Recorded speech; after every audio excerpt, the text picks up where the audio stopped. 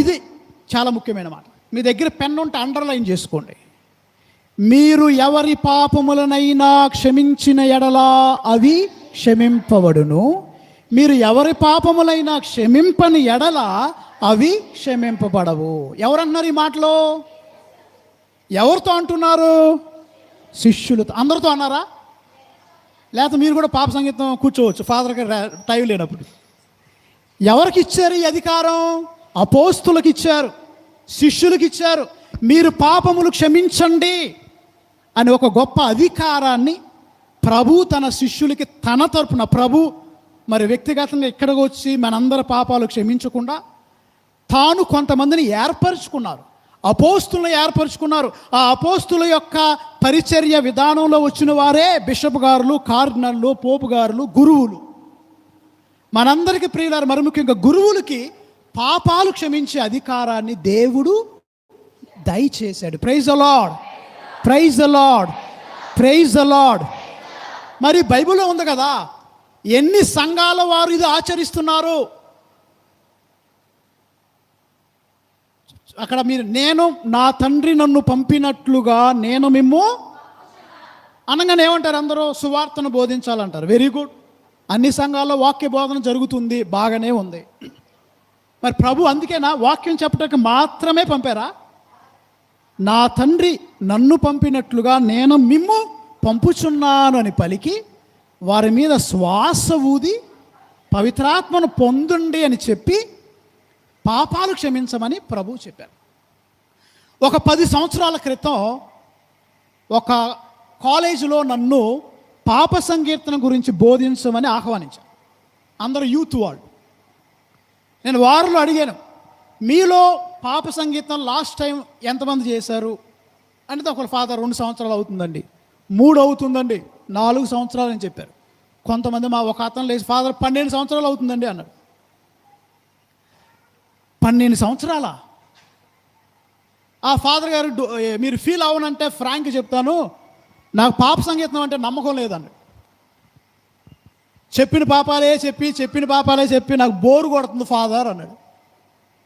ఏం కొడుతుందంట? అదే చెప్తున్నాను, నాకు బోరు కొడుతుందంట. మీరు చెప్పండి ఫాదర్, మీ సలహా మీరు చెప్పండి అన్నాడు. ఇప్పుడు నేను చెప్పాను, బాబు మనకి ఆత్మ శరీరం అని 2 ఉన్నాయి. ఆత్మ శరీరం. మరి శరీరానికి ఉదాహరణకి పొద్దున్నే లేకగానే ఏం చేస్తాం? పళ్ళు తోముతామా లేదా? రోజుకి ఎన్నిసార్లు తోముతాం? 2 సార్లు బ్రష్ చేస్తాం.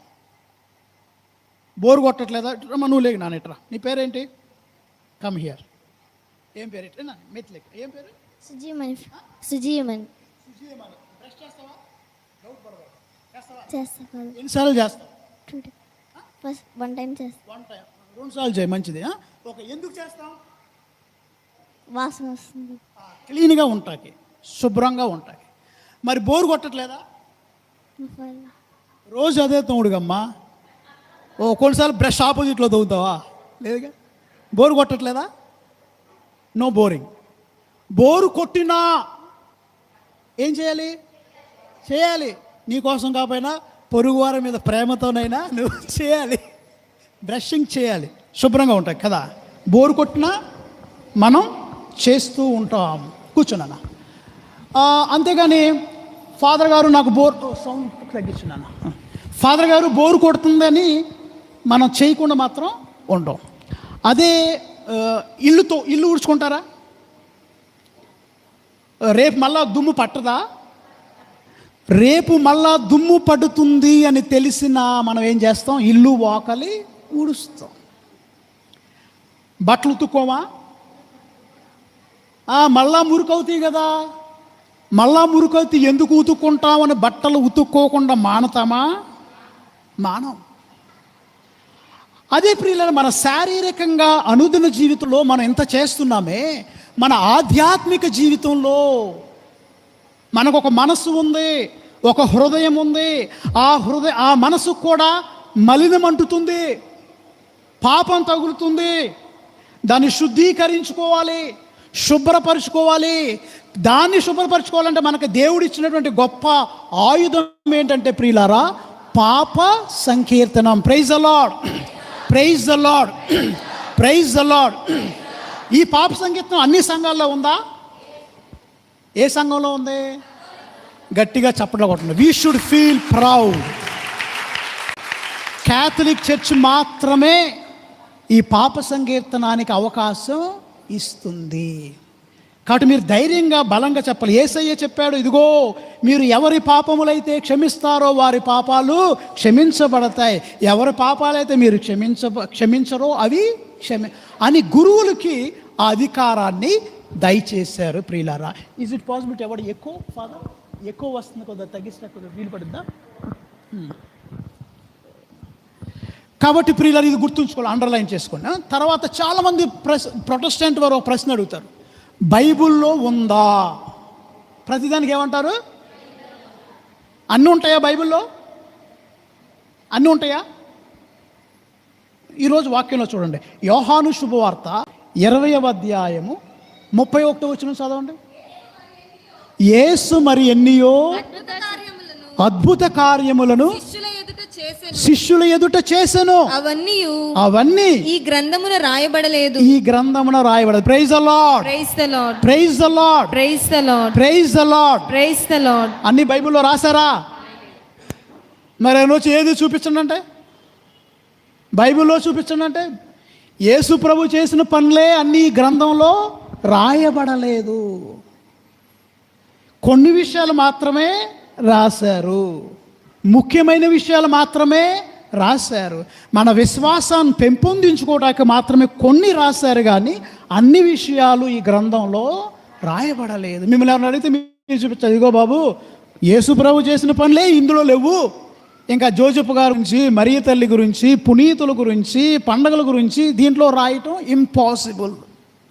కొన్ని విషయాలు మాత్రమే రాశారు. అయితే ప్రియులారా, మనం ఈ రోజున వాక్యములో నేను చెప్పాను, ఉపోద్ఘాతంలో మనం ఏ పండుగ చేసుకుంటున్నాం? దివ్య కారుణ్య పండుగను చేసుకుంటున్నాం. ఏం పండుగమ్మా?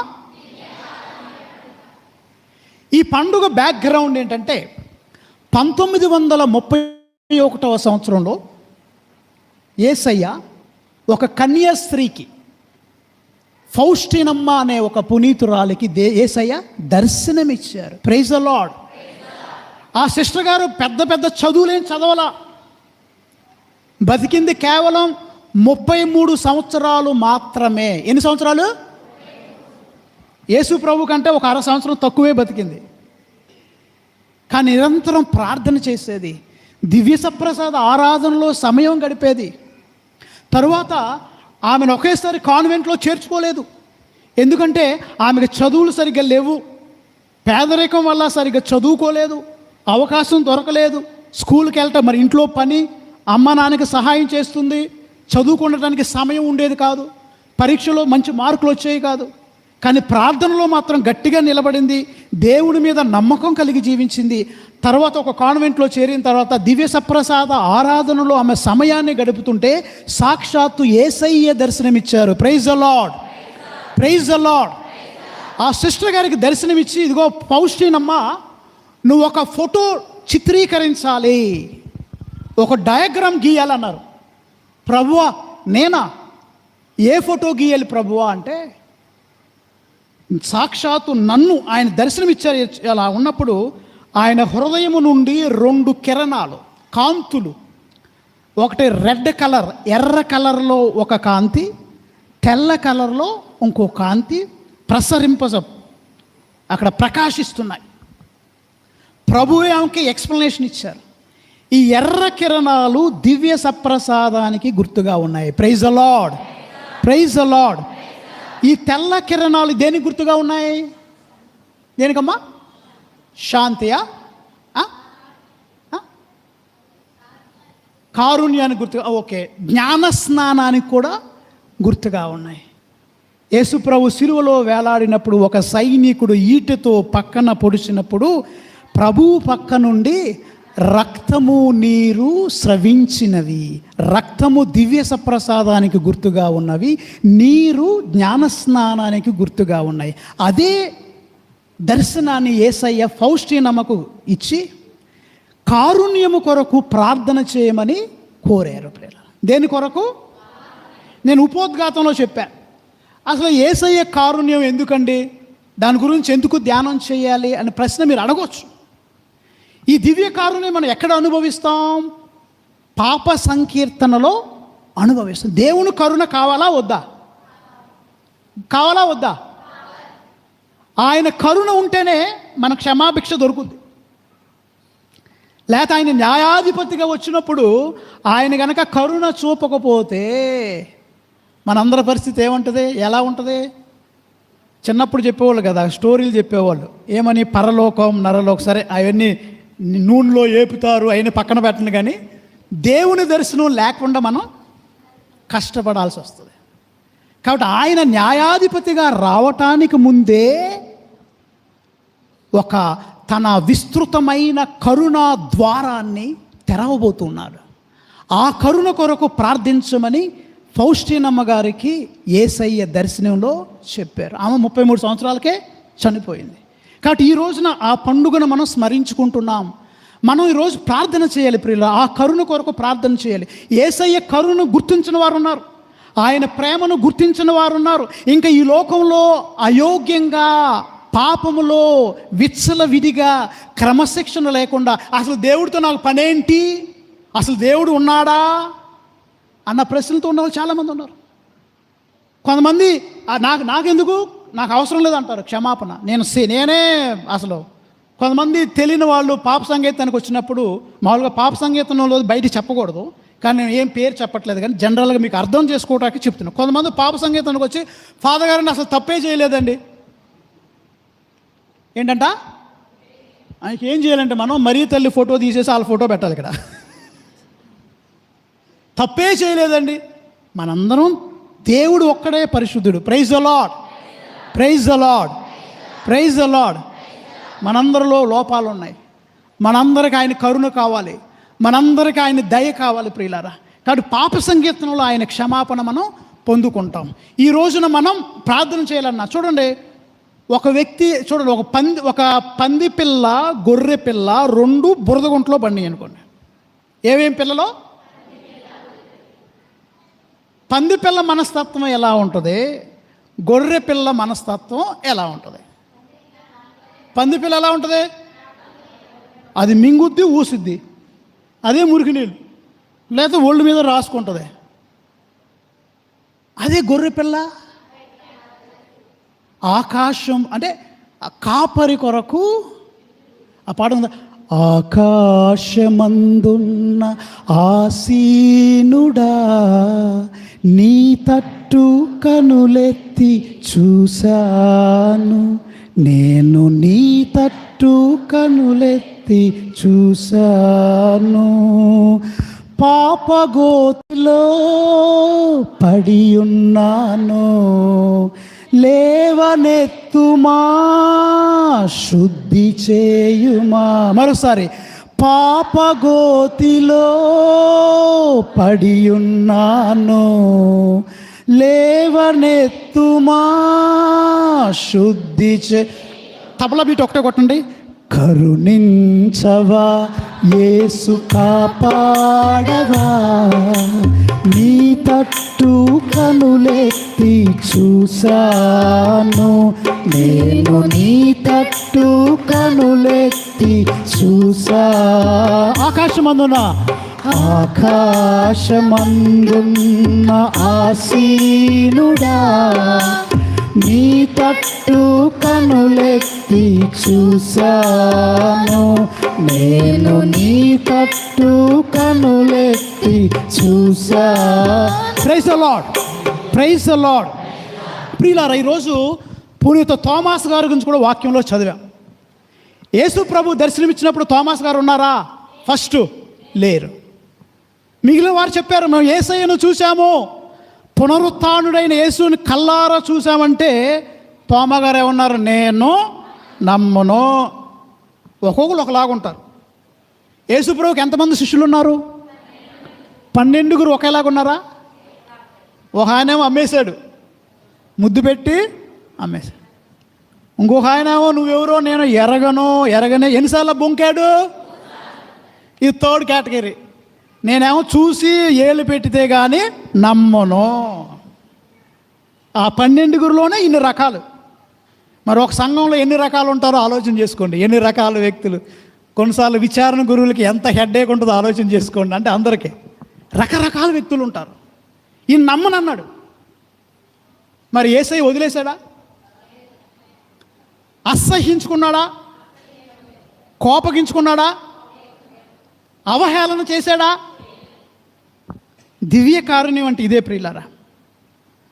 నేను 3 సంవత్సరాలు నీకు సేవ ట్రైనింగ్ ఇచ్చాను అని చంప మీద కొట్టారా? ఇంకా దయ, ఇంకా జాలి, ఇంకా ప్రేమ. అవమానపరిచే ప్రేమ కాదు, కోపగించే ప్రేమ కాదు, నిన్ను తక్కువ చేసే ప్రేమ కాదు. రెండోసారి వచ్చారు ప్రభు, మళ్ళా దర్శనమిచ్చారు. తోమా, ఇదిగో నీ వేలు పెట్టి నన్ను టెస్ట్ చేసుకో కావాలంటే. తోమా గారికి భయం వేసింది. చివరికి ఏమన్నారు? టెస్ట్ అన్ని ఉన్న తర్వాత ఓ నా ఏలిన వారా, ఓ నా సర్వేస్. పాత రోజులు అలా అనేవాళ్ళం. సరే, ఓ నా దేవా, నా ప్రభువా అని పశ్చాత్తాపంతో వెళ్ళారు. మనం అనుకోవచ్చు తర్వాత ప్రభు అన్న చూడక విశ్వసించు వారు ధన్యులను. మనం కొన్నిసార్లు మేము తోమ గారి కంటే మేమే బెస్ట్ అనుకోవచ్చు మీరు. కానీ ఆ తోమ మనందరికీ ఒక గుర్తుగా ఉన్నారు ప్రియులారా. అప్పుడే కాదు, ఇప్పటికీ పునరుత్థాన ప్రభువుని విశ్వసించిన వారు ఉన్నారు. దేవుడంటే నమ్మకం లేనటువంటి ఉన్నారు. వాళ్ళందరి కొరకు కూడా ఉపయోగపడటానికి ఈరోజు ఈ వాక్యం మనం చూస్తున్నాం. అయితే తోమా గారిలాగా మీరు విశ్వాసంలో ఎదగాలంటే 3 ముఖ్యమైన పనులు చెయ్యాలి. ఎన్ని ముఖ్యమైన పనులు? నెంబర్ 1, బైబుల్ చదవాలి. ఏం చేయాలి? ఫస్ట్ 1, నువ్వు యేసయ్య ఎవరో నీకు అర్థమవుతుంది. ఆయనతో వ్యక్తిగత సంబంధం పెరుగుతుంది. ఆయనతో నువ్వు ఇంటెన్సివ్గా అంటే ఇంకా లోతుగా యేసయ్యతో నువ్వు ఎదగటానికి నీకు బైబులు సహాయపడుతుంది. నెంబర్ 1 ఏం చేయాలి? అందరూ గట్టిగా చెప్పండి. మీ అందరికీ పునీత జెరోమ్ అనే పునీతులు ఉన్నారు. ఆయన పరిశుద్ధ గ్రంథాన్ని లాటిన్ భాషలోకి తర్జుమా చేశారు. ఆయన ఒక మాట అన్నాడు, ignorance of scripture is ignorance of Christ. అంటే క్రీస్తు బైబిల్ గురించి అజ్ఞానం బైబిల్ గురించి నీకు తెలియకపోతే యేసయ్య గురించి కూడా నీకు, మరో మాటలో చెప్పాలి, నీకు బైబిల్ గురించి తెలిస్తే ఎవరి గురించి తెలిసినట్లు లెక్క? బైబిల్ చదవాలి. 1వ కీర్తనలు అన్నారు, ఏమన్నారు? దుష్టుల సలహాలను పాటింపని వాడును, దుర్మార్గుల దుష్కార్యములలో పాల్గొనని వాడును, ప్రభువును వేలాకోలము చేయువారితో చేతులు కలుపని వాడును అయిన నరుడు ధన్యుడు. మరి ఆ పనులు చేయడు. ఏం చేస్తాడు ఈయన? అతడు ప్రభువు ధర్మశాస్త్రమును ఆనందముతో రేయింబవళ్ళు మననము చేయుచుండును. Praise the lord. అదే ప్రభువు ధర్మశాస్త్రం, పరిశుద్ధ గ్రంథాన్ని మననం చేస్తాడు, ధ్యానం చేస్తాడు. అప్పుడు అతని జీవితం ఏటి ఒడ్డున నాటబడిన చెట్టులాగా ఉంటుంది. పచ్చగా మీ సంసారం ఉంటుంది, మీ బిడ్డలు సంతోషంగా ఉంటారు, ఆనందంగా ఉంటారు. సో నెంబర్ 1 విశ్వాసంలో ఎదగాలంటే అందరూ ఏం చేయాలి? గట్టిగా చెప్పండి. 2వది ప్రార్థన చేయాలి. ఏం చేయాలమ్మా? 2 రకాల ప్రార్థన, వ్యక్తిగత ప్రార్థన, సంఘ ప్రార్థన. మీ అందరూ సెల్ ఫోన్స్ వాడుతున్నారు. ప్రతిరోజు సాయంత్రం సెల్ ఫోన్కి ఏం చేస్తారు మీరు? లేకపోతే 2-3 రోజుల తర్వాత ఏం చేస్తారు? గట్టిగా చెప్పాలి. ఛార్జింగ్ పెట్టకపోతే ఏమైంది? Switch off. మనం ప్రార్థన చేయకపోతే మన లైఫ్ కూడా స్విచ్ ఆఫ్ అయిపోతుంది. అంటే ప్రార్థన అనేది ఒక ఎనర్జీ. మదర్ తెరీసా గారు ప్రతిరోజు కనీసం 1 గంట సేపు ప్రార్థన చేశారు, ఎంత పనున్నా. ఎందుకంటే అక్కడి నుంచి ఆమెకు శక్తి వచ్చేది. లేకపోతే లైఫ్ ఏమైపోద్ది? స్విచ్ ఆఫ్ అయిపోద్ది. కారుకి పెట్రోల్ పోయాలి, బండ్లకు పెట్రోల్ పోయాలి, సెల్ ఫోన్కి ఛార్జింగ్ కావాలి, మొక్కలకి నీళ్లు కావాలి, విశ్వాసకి ఏం కావాలి? ప్రార్థన కావాలి. టైం ఎక్కువ అవుతుంది కాబట్టి ఎక్కువ వాక్యాలు చెప్ప రిఫరెన్స్ చెప్పట్లా. మార్కు 1:35 చూస్తే, వేకువ జామునే యేసయ్య నిద్ర నుంచి లేచి వేకువ ప్రదేశమునకు, నిర్జన ప్రదేశమునకు వెళ్ళి అక్కడ ప్రార్థించెను. ఎంతమంది మీలో ఉదయకాలం ప్రార్థన చేస్తారమ్మా? మోకాళ్ళ దండేసి. తల్లి నువ్వు చేయాలమ్మా మీ పిల్లల కోసం. రేపు నుంచి ఒక 2 నిమిషాలు చాలు. సిలువ ముందు మోకాలించి, అయ్యా నా బిడ్డలనే కాపాడు. ఉదయం ప్రార్థన చేయండి. సంఘ ప్రార్థన ఇక్కడ. మూడోది ప్రియులారా, మూడోది అంటే దివ్య సప్రసాదం స్వీకరించాలి. ఏం చేయాలి? పాప సంగీతం కూడా చేయాలి. ముందు పాప సంగీతం చేయాలి, దివ్య సప్రసాదం స్వీకరించాలి. దివ్య సప్రసాదం అంటే ఇక బెస్ట్, ఇక ఉన్న ఆటల్లో అత్యున్నతమైనది ఏంటంటే దివ్య సప్రసాదం. ఫౌస్టిన్నం గారికి ఆ దివ్య సప్రసాద ఆరాధనలోనే దేవుడు దర్శనం ఇచ్చాడు. దివ్య సప్రసాదం స్వీకరిస్తే నీలోకి ఎవరు వస్తారు? యోహాను శుభవార్త 6వ అధ్యాయము 56వ వచనం మీరు ఇంటికాడ చదవండి. టైం ఏంటంటే అక్కడ ఏముంటుందంటే, ఎవడైనా నా శరీరమును భుజించి నా రక్తమును పానము చేసినచో నేను అతని యందును అతడు నా యందును ఉండును. Praise the lord. చూసారా, నీలోకి ఎవరు వస్తున్నారు? నీలో యేసయ్య వస్తున్నాడు. నువ్వు యేసయ్యతో ఒకటవుతున్నావు, ఐక్యం అవుతుంది. నీ ఆత్మ దేవునితో ఒకటవుతుంది. ఎందుకంటే భాగ్యం ఏంటండి? అందుకనే క్యాథలిక్ చర్చ్లో ప్రతిరోజు దివ్య బలి పూజ ఉంటుంది. నువ్వు ఏ విషయం మర్చిపోయినా సప్రసాదం తీసుకోవటం మాత్రం మర్చిపోవద్దు. నీ మనసులోకి యేసయ్య వస్తున్నాడు, నీ హృదయంలో ఆయన నివాసం ఉంటున్నాడు, నువ్వు ఆయనతో ఒకటవుతున్నావు, నీకు శక్తి వస్తుంది. కొంతమంది విటమిన్ టాబ్లెట్లు వాడతారు, బి కాంప్లెక్స్ వాడతారు బలానికి. మనకి బి కాంప్లెక్స్ ఏంటి? దానికంటే ఇంకెక్కువ 100 రెట్లు 1000 రెట్లు బలం, ఆత్మ బలం, శక్తి ప్రభు నీలో ఉంటున్నారు. కాబట్టి ఈ 3 పనులు చేస్తే ప్రియులారా, మీలో తోమాసు గారు లాంటి విశ్వాసం వస్తుంది. ఏంటి మూడు పనులు చెప్పండి. నెంబర్ 1, రెండోది, మూడోది, ఇవన్నీ క్యాథలిక్ చర్చ్ మీకు ఇస్తుంది. మీరు బయటికి వెళ్ళే పని లేదు, అన్నీ ఇక్కడే దొరుకుతున్నాయి.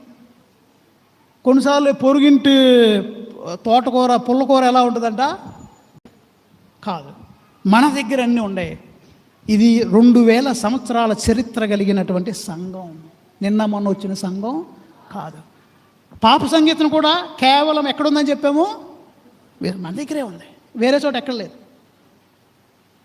సప్రసాదం మన దగ్గర ఉన్నట్లుగా అన్ని చోట్ల ఉండదు. ఏదో వేరే చోట అప్పం ఏదో రసం ఇచ్చి ముంచి ఏదో చేస్తారు, కానీ మనంతగా చేయరు.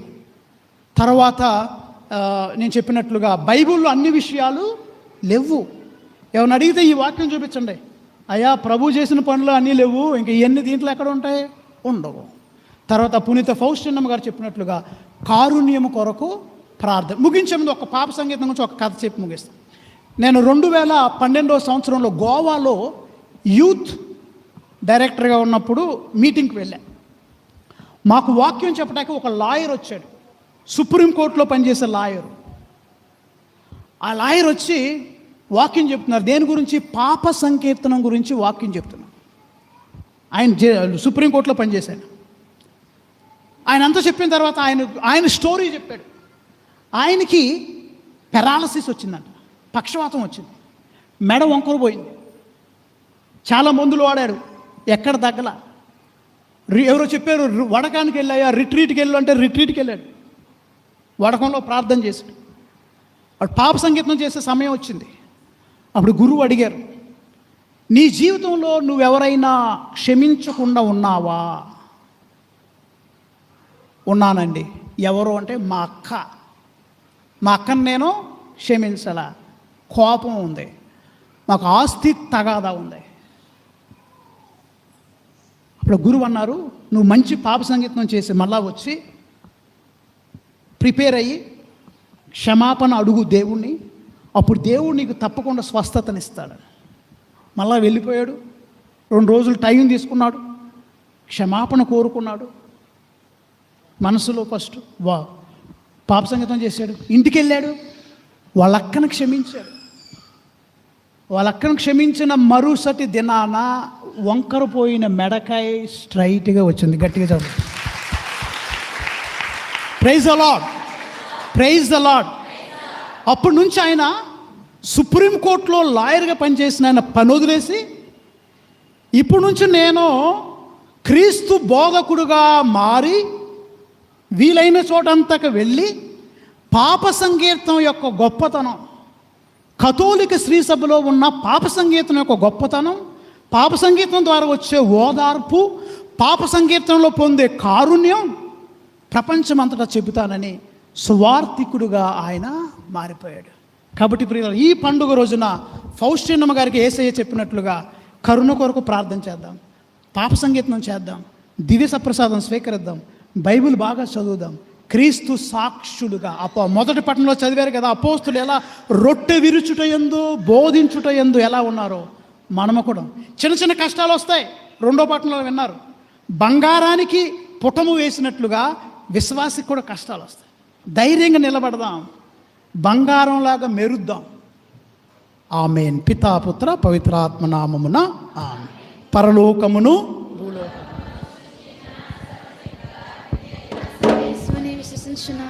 అతని యొక్క ఏకసుతుడును మన యొక్క నాథుడైన యేసుక్రీస్తును విశ్వసించుచున్నాను. ఇతడు పవిత్రాత్మ వలన గర్భమై కన్యమరియ నుండి పుట్టెను. పోన్స్ పిలాతు అధికారంలోనే పాటుపడి శిలువ మీద కొట్టబడి మరణం పొంది సమాధిలో ఉంచబడెను.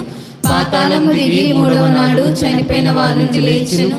పరలోకమునికెక్కి సర్వశక్తి గల పిత అయిన సర్వేశ్వరుని కుడి ప్రక్కన కూర్చుని ఉన్నారు.